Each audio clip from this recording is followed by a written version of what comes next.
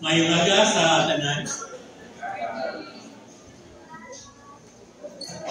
may pasahon ako dirinig sa article.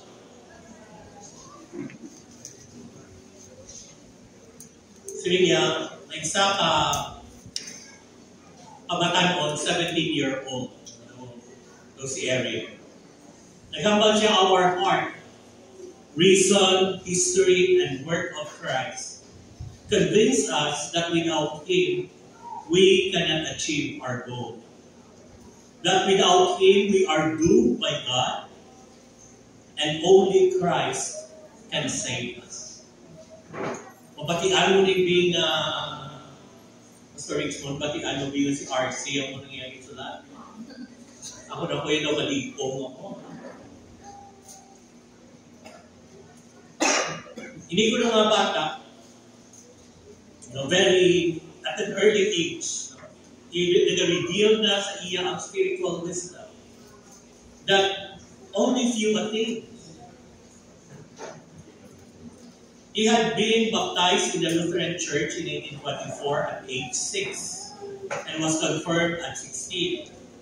Now, to graduate from high school, he had been required to write an essay on a religious subject. Actually, he chose to explore the union of believers with Christ according to St. John's Gospel among John chapter 15, abiding God, He abide in me. Kag sa mga fans sa exposition, sila niya. Ini nga disulat niya was actually an exposition on its basic essence, its absolute necessity, and its consequence. The fruit of our union with Christ, he continued, is our willingness to sacrifice ourselves for our fellow men. And the joy which the Epicureans in their superficial philosophy sought in vain. Sila ang kalipay na ginapangita sa mga tao, ang kalipayan nila dali sa kalibutan, hindi nila makita. Sila niya, actually, is a joy known only to the innocent heart united with Christ and through Christ to God. Inigisulat niya sa 1844. Kabaluan mo, 9 years after, he had abandoned any Christian devotion he may have once felt. In fact, ini nga bata, his militant atheism and philosophical ideas of man's struggle for a classes utopia free from the numbing effects of religion established him as one of the most influential figures of the 20th century. Kabalukas, sino ini bata ini? Si Karl Marx. You see, pwede nga makasilin ikaw nga God alone without me. Ang ako na life is nothing without Christ. Pwede din ako kasilin nga ang ako kalipayan makita lang din sa kay Jesus. And yet, before you know it, makibot ka lang. Yung bata mo, masilin lang si Munay, tay, wala na po kapati ng may Diyos sa Panginoon. And this is why, sa atong nabago na series sa 1 Timothy, this is our 4th preaching, si Apostle Paul nagbagatudlo sa aton kung paano kita magtudlo. How we should teach para ma-avoid ng ininga mga hitako. So if you're with me, join me dito sa 1 Timothy chapter 1 verses 18 to 20. Basahon natin together when we begin. This charge I entrust to you in accordance with the prophecies previously made about you, that by them you may wage the good warfare, In holding faith and a good conscience, by rejecting this, some have made shipwreck of their faith, among whom are Hymenaeus and Alexander, whom I have handed over to Satan, that they may learn not to blaspheme. Nag-pray kita, Anay Father, thank you sa sininga aga. Kabay pang nag-aanulig kami sa focus, dear Holy Spirit, so that may tsindihan na ako ang iyong tulong, and that you will be exalted in our worship, in our hearing, sa sininga. Speak through your servant, in Jesus' name. Amen. Nagsiling kita nga ang right learning makes our hearts big, not our mouths and heads. No? So kinahanglan din sa atong kabuhi nga i-check din natin ano ang epekto sa preaching ni Pastor Aaron. Ano ang epekto kung magtuon ako sa tulong sa Ginoo? Ano ang epekto sa akon kung nagtuon ako sa join ako Bible study? No, kabay pa na in order nga assure din kita na gusto ang aton na learnings, dapat nagadako ang aton na gipusoon para sa Ginoo at para sa iba. Hindi ang aton ulo ang aton baba. Because we said wrong learning informs, whatever that is. But right learning transforms. And that is why, very, very, very, very important ang role sa mga pastors. Muna nga sa may James, nagkambal siya na hindi tanang-tanang gitawag na mag-teach. Because ang teaching is also nag-involve accountability. Yung magsalita. Today, na wala ako ng pastor ko, salamat. Pero kung tumon mo, nga tatay naman kag nanay. Nagsiling sa Ephesians chapter 6, verse 3, na ganit, fathers, kapag mo dala ng mothers, do not provoke your children to wrath, but, instruct them, teach them, in the way and discipline of the Lord. So, nanay ka, tatay ka, hindi ka accepted, you're also a teacher. Sige, kung may purpose, may nasinggon ako. Salamat. Hindi. Kaya sila sa Matthew chapter 28. Ano gani? Verse 19 and 20, go into all the world, and make disciples of all nations. Baptizing them to observe all things, baptizing them in the name of the Father, the wrong doctrine about. Baptizing them in the name of the Father, of the Son, and of the Holy Spirit. Ano sunod the Son? Teaching them to observe all things whatsoever I have commanded. Butsilingon, kung ang Great Commission nag-cover sa tanan ng isuhanon of all ages, of all status in life. Butsilingon, tanan kita teachers. Kasi natin bata pa po, tituduhan ng bata. Tigulang na po, ang ubad mo Tanan kita. And this is why this morning, ang akong nawali, hindi lang para sa mga Sunday school teachers or sa mga pastor, kundi para sa akong tanan. So how should we teach? Si Apostle Paul naghambal nila sa kay Timothy, sila niya, this charge I entrust to you. No, ang word na charge uses a military metaphor. Nga ang picture sa isang charge is nga, halin sa commander, military commander, pakadto sa iya subordinate.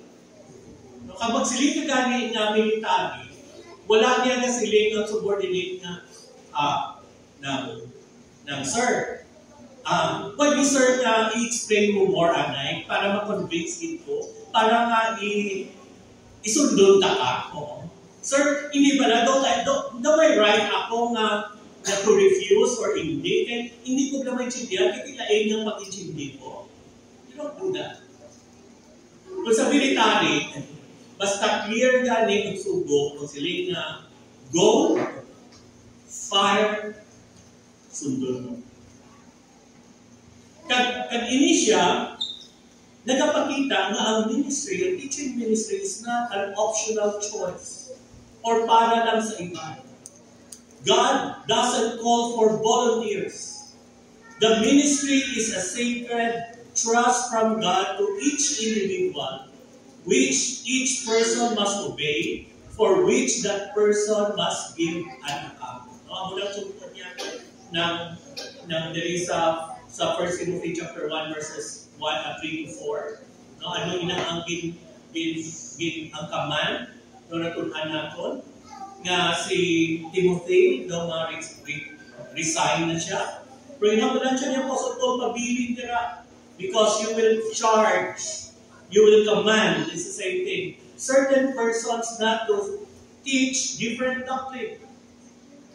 So, may sugo sa aton na hindi kita magtudlo sa sala na doktrina. Meaning to say anything that is not biblical. Pero mo ini, nor to devote themselves to myths and endless genealogies which promote speculations. Inablang, ang mga, we are majoring on minors. Mga kilig-kilig pala, na ang nagagawa, nag-speculate kita. Kabalo ka mo. Nga nabalaan ko, ang ingredients sa mana sa langit, kaya extract ko sa head group mo. Pero kabalo ka, nabalaan ko. Kabalo ka mo na extract ko sa Greek ang ingredients ng tinapay na nagdamo ni Jesus. Kaya buhon mo lang na nag-multiply. I-promote speculations. Inablang pwede, pero hindi man pwede. Subong kadamo sa mga simbahan na galinaway because ang ginapokus na nila, inistorya nila ang mga butang nga hindi man intention sa Ginoo ang karubon, hindi magiging muna importante. Sila niya, ang problema sila ang ini because they are majoring on minors that they overlook the stewardship from God that is with. Ano ini ang stewardship from God? I think that is the gospel. That is God's redemption plan. Amoy na ang giving trust. Now, ang problema many times sa aton kay kadamo kita sa mga discuss, nalipat kita na ang pinaka-importante that we should preach is always the gospel.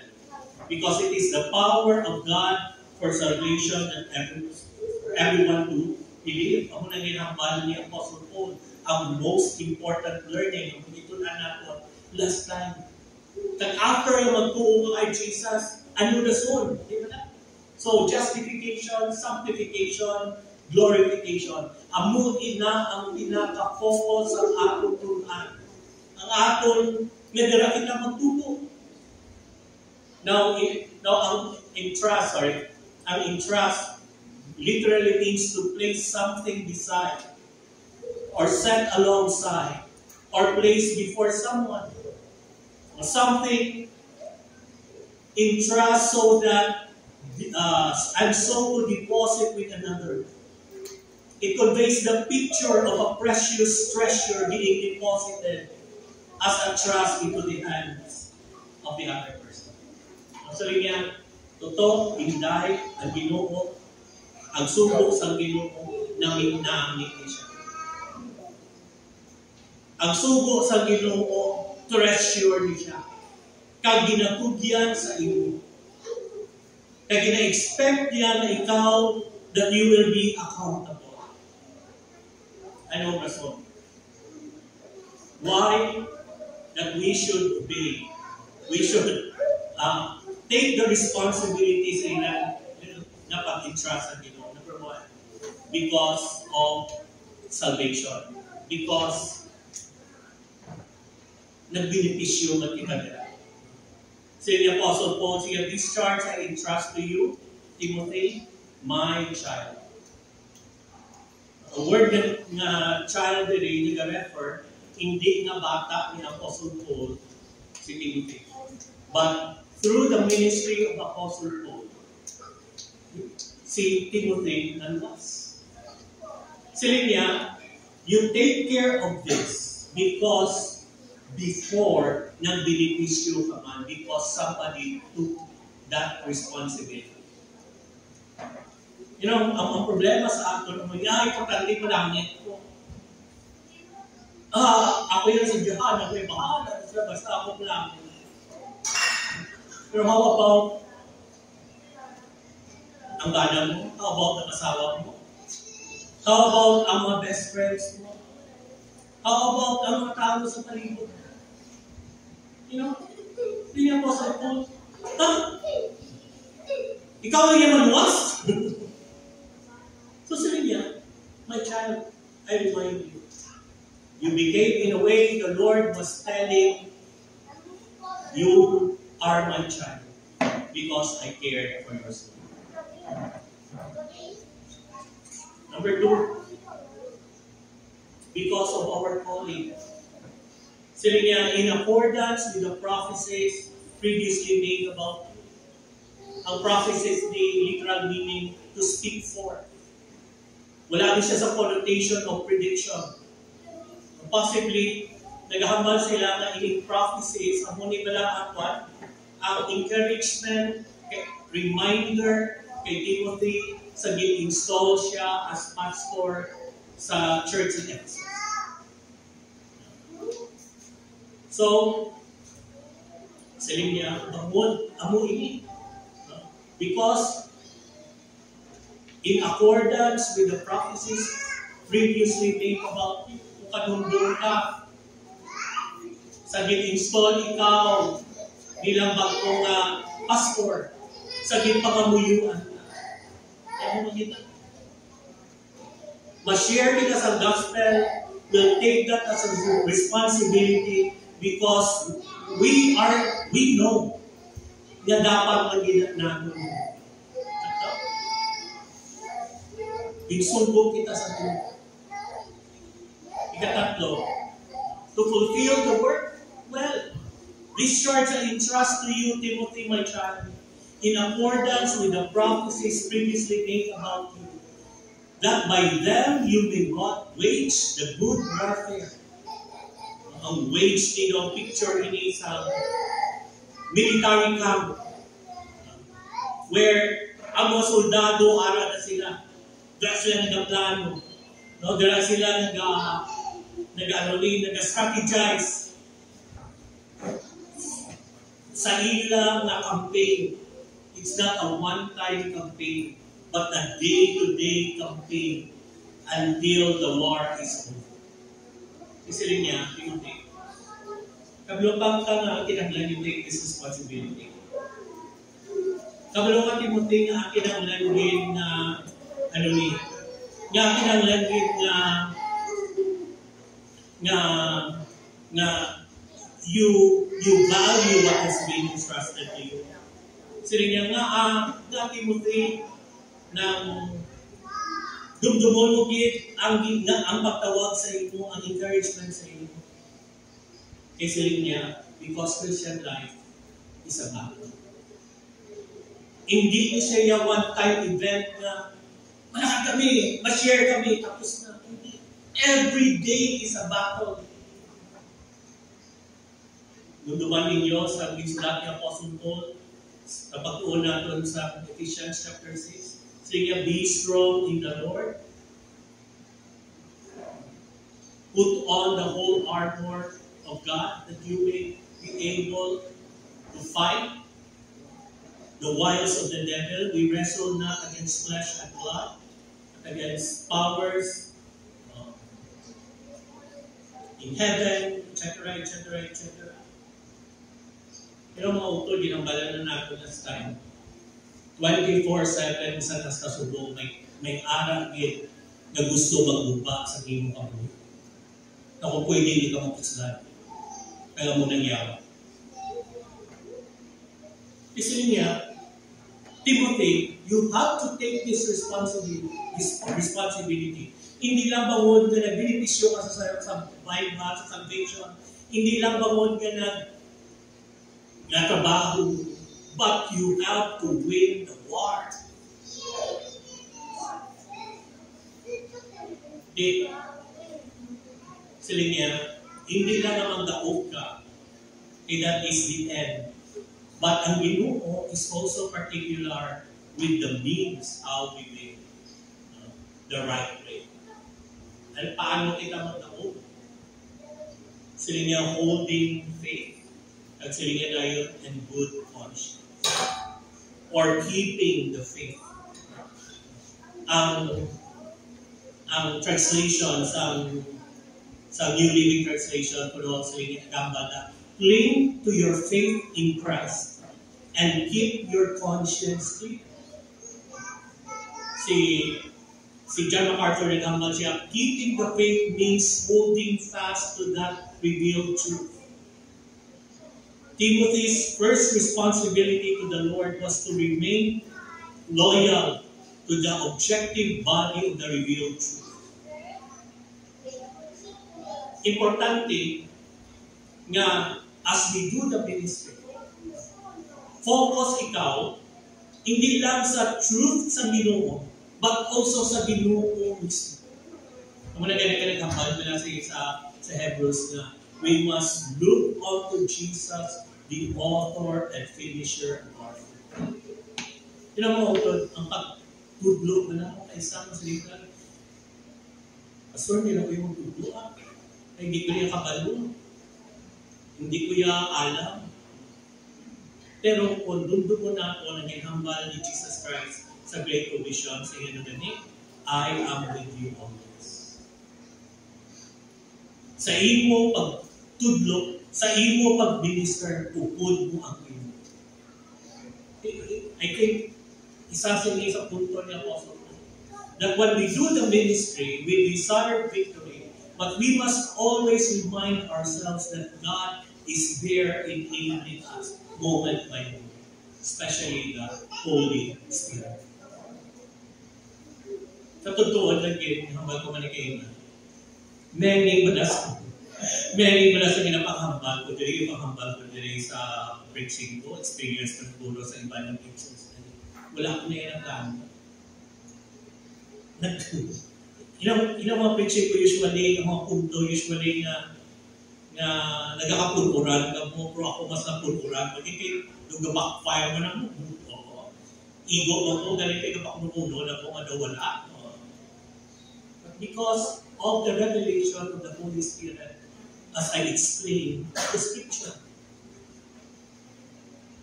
Kaya mo na, silinda, holding the faith.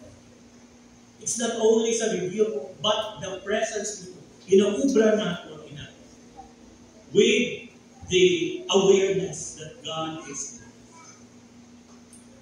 Ang isa pag-idira, good conscience. Kaya magsalita ka, good conscience, dali, abot silingon sina, is a result of a pure life. Timothy was to maintain a blameless conscience. For honestly, sa ako niya ang pagtulong, ang good conscience rin. Kung ang holding faith, naubra kita sa ministry because we are confident that God is with us. Ang good conscience is, we did the ministry confident that we did our best. Hindi ba pwede yung masilig ka Pastor, mawali ka boss, kung ano ka? Galagaw-lagaw, relax nila. Pastor, wala kaya nabasa, wala kaya natuon? Bahan mo, totoo, ang Ginoo ang nagsaka. Di masaka lang ko sila niya. Pagsaka na ko, i-impress niya sa Ginoo wala nung iyambal. Di masiguro na, God is good. Masiguro, God all the time. You are good. Very good. Let's go home. Hindi mo. Okay, very, very clear man ang Bible. Sa Apostle Paul ang workman must not be ashamed because he rightly divided the word. Take sa aton ng mga nagatudlo, klaro-klaro kita nga ini ang pag-teach natin, yung guiding na sa Ginoo siya na di naman. But we have a responsibility to play. And that is to have a good conscience as we do our task. That's why si Apostle Paul, maniyambal niya, you then, my child, be strengthened by the grace that is in Christ Jesus. And what you have heard from me in the presence of many witnesses, entrust. Kung nag-entrust ako sa iyo, i-entrust in to faithful men who will be able to teach others also. Di ako na mga utod. Nga kailangan kita mag-teach ang gospel because this is a command from God. Nag-entrust sa imo, mahal-mahal ini, that we are accountable in order to assure victorious Christian life, day-to-day victory. And we are doing it correctly. Again, para sa Ginoo, the end does not justify the means. But the Lord is very, very particular with our ending and with our means of service. Di ba siling gabi? Pastor, hindi na kuya. Hindi na kuya ba? Hindi na kuya magwal. Hindi na kuya sunod na. Sila lang daya. Sila lang daya magkikabaluman ko. Kabaluman ko nga save ako. Kabaluman ako I'm supposed to do it. Kabaluman ko nga every day is a Christian battle. Kabaluman ko nga pag-alagad, arak ka man, and all I need to do is just do my best. Pero hindi lang ako. It's saying Apostle Paul, ang ministry niya, by rejecting this, or reject is to push away, or push aside, thrust away, push off, figuratively, to refuse to listen to cast away, to put away from. The first na automatic ka. Ara ka lang na pero sa behind your back, may kuya ka ano mong sunod na pastor. Nagpa-check attendance o today. Ari ko niya pastor ya para magawa ng palipas oras. Hindi niya Apostle Paul, hindi niya totoo. Klaruhon ko niya. Klaruhon ko niya. This is your responsibility. But if you are going to reject this, ano ang balya? Sige, maguba kinaling mo. By rejecting this, some have made shipwreck of their faith. Shipwreck is literally na wreck ang ship. And figuratively experience a great loss or disaster, as failing to continue to live with a clear conscience and thus be spiritually ruined. Giving up believing, no longer believe, to fail, or to be put to shame. Sabi na. Sinabi mo, kung hindi ka mag-minister, kung hindi ka mag-teach, kung hindi mo ipagsunod, ang muling delikado, base makibot ka lang, wala ka na sa pagpunod. Ang muto tabok kay Karl Marx. Kadamo siya sa nabalaan, grabe mo sa Iglesia of Christ, ang totoo niya dyan sa Ginoo, without Him I am nothing. Pero kung hindi mo ipangtudlo, later on sa iyong kabuhi, wala man epekto. Totoo nito. Totoo. Nga man, sa totoo na rin pala. Kung hindi ba na kita mag-minister, kung hindi kita lang hilabot kabuhi, wala ka man rason din, hindi ka man motivated, at saka tumulong mo kabuhi. Honestly, Nagkakalipa, ang sa nalipayan ko ang pastor ko. Kay quote and quote, hindi ko rin namin akuon, pero kinakuon ko, kay kuwan man. Kaya nakapwersa ako makabulot. Unang-una daw ako awkward with him, pero kinanglan na hindi ako magkuhan. May quote lang, alam ko hindi ako magkuhan. Tapos masabi, Pastor, hindi ako mamuyuan, nag-ikar, ang siya, masakot mo. Ala, ano yung makamuyo ko? Pastor, nag-awa ko ba sila? Ala, ako na dapat kay pastor ko. You see, when you minister sa mga tao, you are making yourself vulnerable, but for the good. Pero kung nakapakialam, wala yan. Ang problema galing ang hindi, nakaanad ka.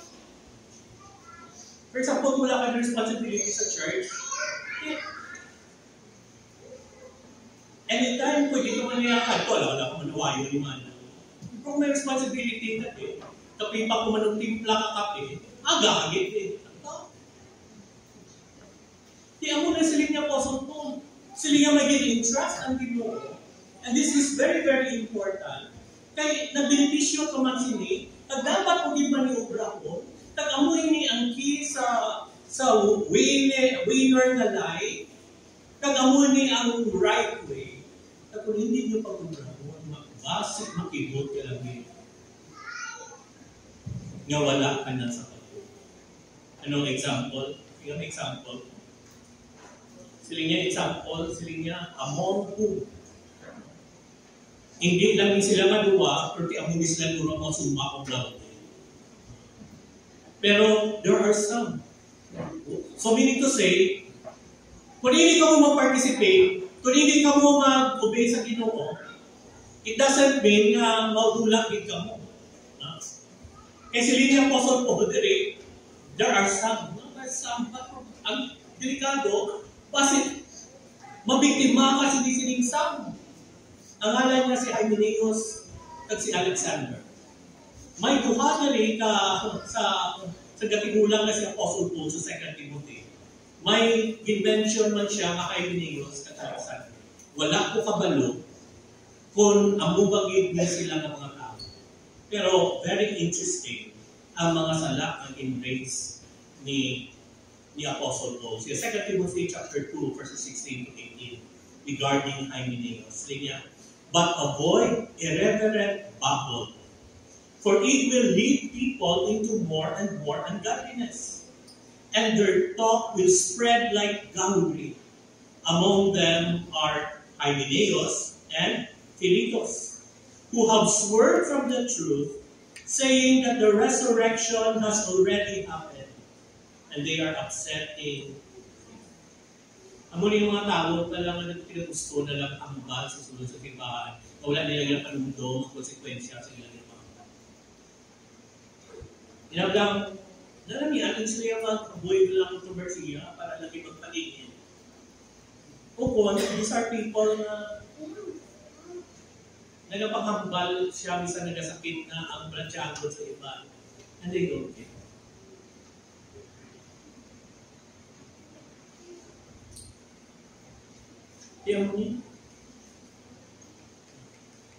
Si Alexander, Alexander the coppersmith did me great harm. The Lord will repay him according to his deed. Wow. Magkamunan ng Lydia ni Apostle Paul, pag siya, suya, siya. Magkamunan ng Lydia, ang ibuo na lang hindi paanak sa iya. He did me great harm. Agrabyado din sa Apostle Paul. Siya, beware of him yourself, for he strongly opposed our message. Amo niya mga tao, yung kaya pastor ka man or hindi niya, birakod niya kayo. Daw, somehow, wala na sila respeto, hindi lang sa pastor, even sa message of him. Kung na-notice mo, ining mga tao, nga ka mga bakbaan sa simbahan, kabay ka wala lang na rin. Kag mga tao openly nakapunta sa mga tao, amuni ang mga tao na wala nag-gulit sa simbahan. Nag-kumintar lang, nag-amo lang yun na amuni sila. isiling niya, gusto ka mag-amo kasi niya. You know, kung wala ka wala sa may gawin mo, anamit lang din mga comment. Makakahapos na gawin mo sila niya dahil mga ipaprito na sila, mga judgmental kasi. Kaya mga amo sila. Kasi nag-amo na sila, kaya ikaw na dapat yung mag-minister talent sa ila. Kasi niya Apostle Paul, kasi niya, kung hindi ka mo maging responsible sa gospel sa Biblia, delikado. Kung start ka na criticize, start ka na kontra sa Ginoo sa pastor, ay mo kasi nga perfecto, hindi mo kaya makita. Pero for the sake lang din na mahambal. You know, totoo lang din. Yakanotis ko man, kung gapalayo na kung sa Ginoo, kay dogalain ang tunog sa text nyo, no? O kaysa mas sin lang or ito na ka, ito may mga hugot na mali sa kabuhi. Kaya mo kita. Once na layo ka sa Ginoo, ay yung mga preference are for me, like, may mga kasilingan mga sa likod, pero ang point ko dira is distansya. As much as possible, hindi lang ko. Doana lang ko, pero hindi ko magpadako.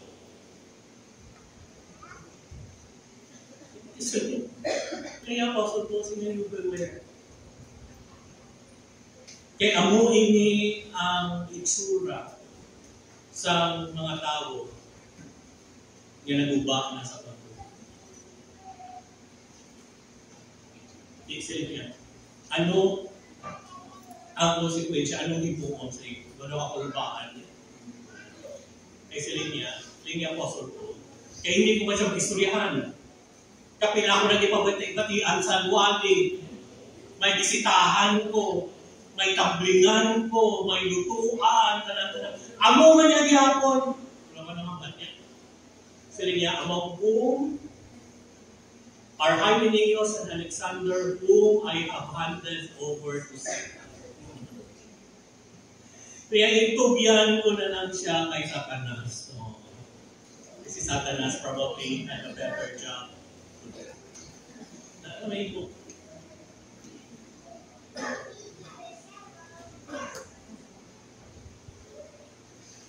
Imagine mo, masiling na lang, nakulubaan mo, masiling na lang ang pastor mo nga ito. Doon kapila naman po na balik-balik yun inistorya ka naman ka, no? Tapos, naghambal ka man, sakto ako, sakto magid na, pero amo ka man gyapon, mabalik-balik, sige ay kubyan ka na lang ka kay Satan.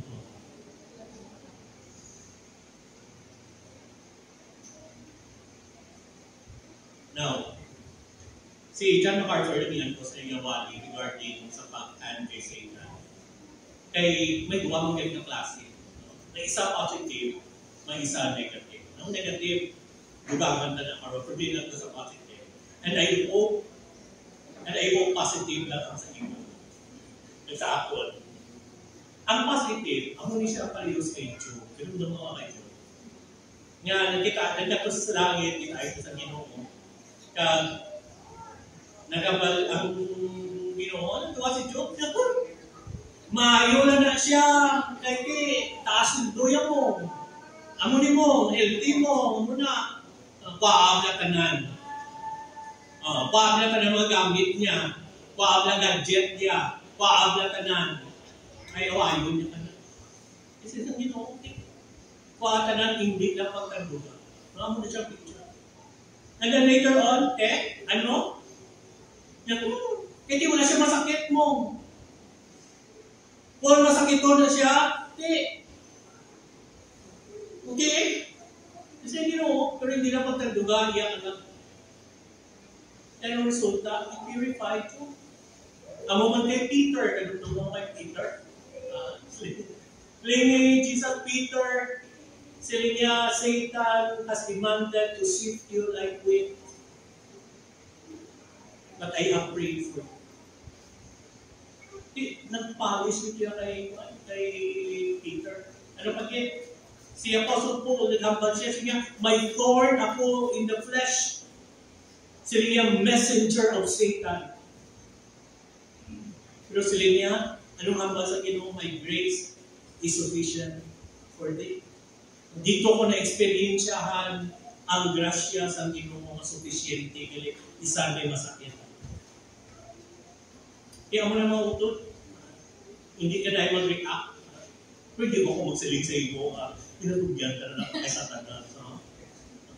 Pero may isa pa gigaling na negative. Amoy ni 1 Corinthians chapter 5, verses 1 to 5. Naghambal na it is actually reported that there is sexual immorality among you, and of a kind that is not tolerated even among pagans. For a man as his father's wife. Yung grabe sa gansagan pa din. Isang mga believer, no, hindi nila makonsensya, masawahon mo niya, yung stepmom. Sili nga, and you are arrogant. Amang mo, ikuprove ka si arrogant. Ought you not rather to mourn? Let him who has done this be removed from among you. For though absent in the body, I am present in spirit. And as if present, I have already pronounced judgment on the one who did such thing. When you are assembled in the name of the Lord Jesus, and my spirit is present, with the power of our Lord Jesus, you are to deliver this man to Satan for destruction of the flesh, so that his spirit may be saved in the day. Hoping na ipabugbog ka, pamasakiton ikaw para matauhan.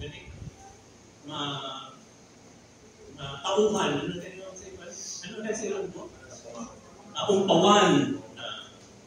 Tagaan ka masakit na kulubaan para maumpawan ka. Ibase, amo palang ina ang magpa-realize ng imo nga makasasala madali at kinanglan ka magtuo kay Jesus. Ang problema sila galing ang ini. Kapila ka na naging destroy ang imo flesh, tanan-tanan, imo property, or amo sini because the Lord is calling your attention, pero amo mangyayari. Even sa church discipline, if your brother sins against you, go and tell him his fault. Between you and him alone. If he listens to you, you have gained your brother. But if he does not listen, take one or two others along with you, that every charge may be established by the evidence of 2 or 3 witnesses. If he refuses to listen to them, tell it to the church. And if he refuses to listen even to the church, let him be to you as a Gentile and an half-stone. This is the principle. Hindi ka man mahambalan, itugyan ka na ng ikaw kay Satan. Yung example na rin sa Bible si Judas. Yung kapila siya hambalan sa Ginoo. Nang bago malikay ka sa Sunday school.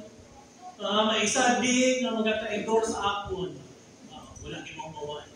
Ang magka-traidor sa akon, sa usapo niya tinapay, ihatag ko sa iya. To, at malapit siya, to, kung sige yun mo pag-ito, tayo pa, wala kami mabuhay sa kalibutan. At di siya maglakad, itulog siya sa Ginoo. To, kung anong plano mo, dalihan. Hindi mo lang gayapon. Kaya pagkatapos na ito, nakakabas sa Bible to, si Satan nag-intra sa iyo. Wala na siya kayo. Yung mga utod, delikado. Napabayaan mo, ang mga suko sa Ginoo, makabalong ka nga dapat umahon. Pero hindi rin.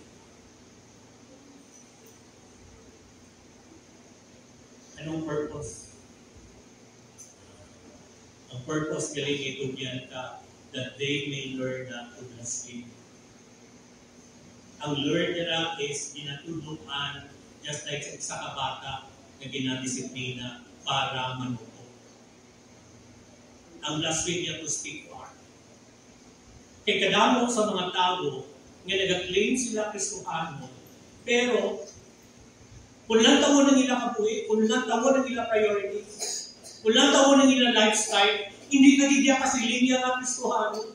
Kasi ang Ginoo, ang ilang mga tao ay pagtugyan na kay Satanas. Para hindi sila mag-ihatag yung presyon sa ibang mga tao na amo ni gali ang Kristohano.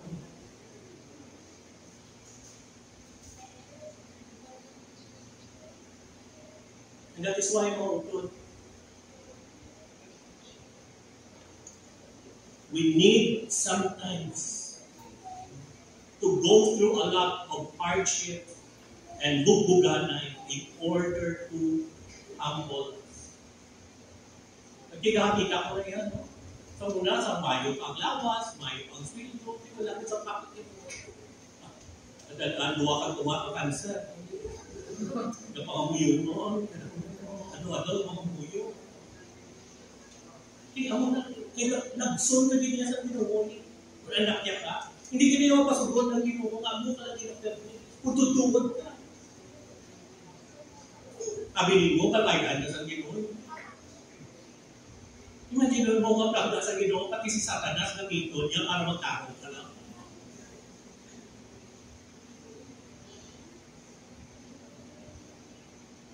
And that is why mga utol, right faith is a must for right teaching. Kasi sa akin, hindi natin pag-despise ang iyong pangsubo sa Ginoo sa akin. Kaya kadakot kay ang konsekwensya na pagkakabot sa iyo at sa akin. We need to respond rightly sa pangsubo sa Ginoo. That's why si Apostle Paul nagkambal siya sa kay Timothy. Sabi niya, I thank God whom I serve, as did my ancestors with a clear conscience. As I remember you constantly in my prayers night and day. As I remember your tears, I long to see you, that I may be filled with joy. For this reason, I remind you to fan the flame, the gift of God that is in you through the laying of my hands. Ang mga pagtugyan mo sa ula sa uli, sa Ginoo, at una sa sadya-sadyaan ka pa, kuyabi, para mag-i-grab liwat. For this reason, I remind you to fan the flame. For God gave us a spirit, not of fear, not of timidity, but of power and love and self-control. Ang pitutuhod ng Kristohano wala sa Espiritu kapag hindi ka nag-hadlok. Hindi ka mag-check and hadlok ka. Hindi ka mag-test and hadlok ka. Hindi ka mapasibahan and hadlok ka. But ang kabuhi siya may Espiritu kita nagamanan, gugma, self-control. That's why siya, therefore do not be ashamed of the testimony about our Lord, nor of me his prisoner, no, but share in the suffering for the gospel by the power of God, who saved us and called us to a holy calling, not because of our works, but because of his own purpose and grace, which he gave us in Christ Jesus before the ages began, and which now has been manifesting through the appearing of our Savior Christ Jesus, who abolished death and brought life and immortality to light through the gospel, for which I was appointed a preacher, apostle, and teacher, which is why I suffer as I do. Hindi mo ako apostle. Ano pa ito? Preacher, teacher. Kaya mo nag-suffer ako. For saying niya, but I am not ashamed, for I know whom I have believed, and I'm convinced that he is able to guard until that day what has been entrusted. Sa King James, for I know whom I have believed, and I am persuaded that he is able to keep that which I committed and him against that day. Sito, mabudlay man ang ministry, kapapriso man taga kabutlan, pero hindi mo iniya ang kahuya, because we know whom we have been. Siling niya, follow the pattern of the sound words that you have heard from him, in the faith and love that are in Christ Jesus. By the Holy Spirit who dwells within us, guard the good deposit entrusted. We have the Holy Spirit to help us. guard the deposit. That commands and the gospel which was entrusted to us. Nag-expect us to be accountable for it. Grab it, embrace it, propagate it, so that God will be glorified in our lives. That's why mga utod, when you write teaching, strengthens the faith, not only of the students, but of the church. So sa ato naman nagtutulog, as we do the ministry, nagabaskog pagit ang inyong mga pagtulog. Nagadevelop pagit ang faith and good conscience. Kasi wala na yan ihapon. Hindi lang ina para sa inyo estudyante, para din.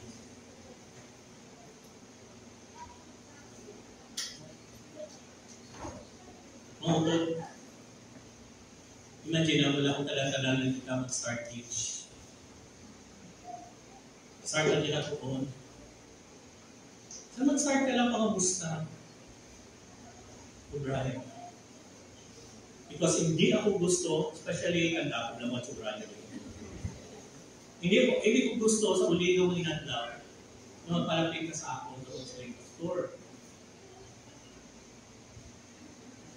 Daw wala na susubong na tuko sa iyong pakulot na ginagalan ka sa pagkaso. You need to follow the Lord. Touch the life. Be a blessing. Be intentional. And you will be the happiest person. Pray, Father, dula ang selfishness sa amo. Muna na wala kami ka-care sa iba. But thank you, Father, for this very, very, very clear warning. Nga ang kinahanglan din, nga i-guard naman, embrace naman, ang imo kasubo, ang gospel. Because this is the key to true success. So Lord, gabay ka ang aking kami, dear Holy Spirit. So that sa uli ang inadlaw, stand kami sa imo, hindi kami makita. But instead, Father, you will say, well done, good and faithful servant. Enter the joy of your Father. In Jesus' name.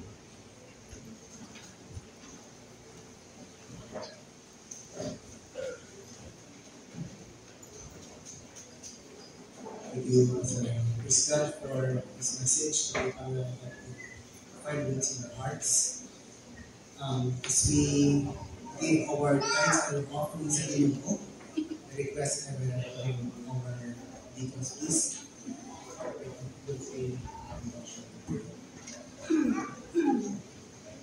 Break it up. Lord Heavenly Father, salamat Lord God sa senior and powerful Lord God, reminder of Santo. Allow us Lord God to follow this. Allow us Lord God to put this in our hearts, and thank you, being to follow you, saying thank you Lord God. Susuot ko lang yung nakakabot kami. Maging sumunod kami Father, Lord God, we only allow ourselves to sunod-sunod sa iba and not follow your commands. Wala kami Lord God, wala kami Lord God commitment sa inyo. And or big out Lord God ang commitment sa inyo. But we ask Lord God, Lord God, to work in our hearts, and be able to change our lives. And Lord God, we need to do it in the church, not here. There is a church, maybe not here, but sa amin mga kaniman para Lord God sa amin mga kabataan, para Lord God sa amin mga kabataan, para Lord God sa amin mga foods na kubra, makita na Lord God yung nakakaayon ikaw. And through that Lord God, we'll be able to be responsible sa amin mga kabuhi, sa amin mga actions. And everything Lord God, once we do that, everything will change. Kaluwi Lord God. At salamat mong sa faithfulness, ikaw Lord God ang padayon, faithful sa amin. We just praise you, praying that na already changed with our movies. Salamat po Lord God. And salamat Panginoon sa senior God niya, wanda sinatong ko sa amin Lord God, despite Lord God sa aming mga paslawat. And while we give our offerings Lord God, our tithes, allow Lord God na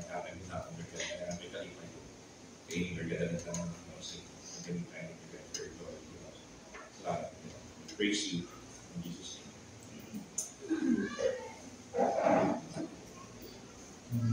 For other forms of giving, we have our tithes and offering and cash that will be during this time. Will be revelation to hear a special level.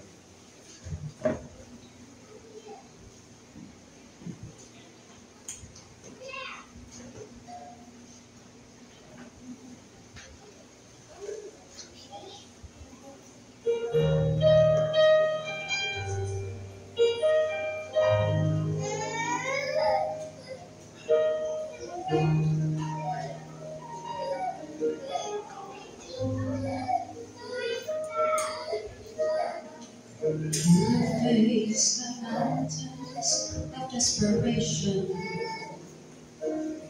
You have fought, you have fought, you have won.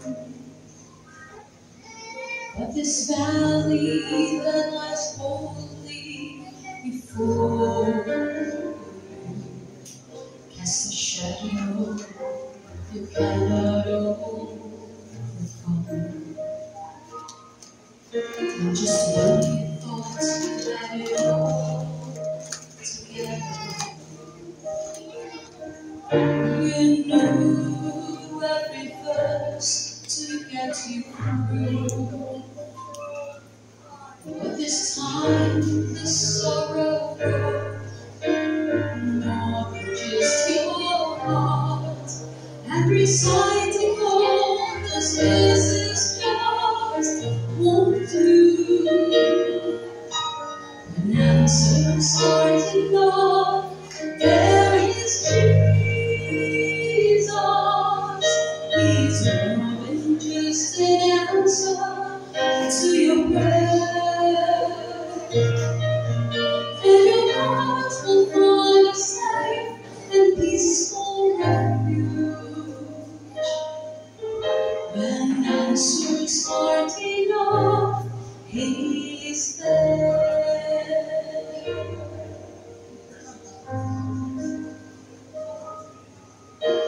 Instead of asking why did it happen, think of where it did lead you from here. And as your pain is slowly easing, you can find greater reason to live your life triumphant through the tears. When answers aren't enough, there is Jesus. He's more than just an answer to your prayer. And your heart will find a safe and peaceful refuge. When answers aren't enough, He's there. When answers aren't enough, there is Jesus. He's more than just an answer to your prayer. And your heart will find a safe and peaceful refuge. When answers aren't enough, when answers aren't enough, when answers aren't enough, He's there. He's there.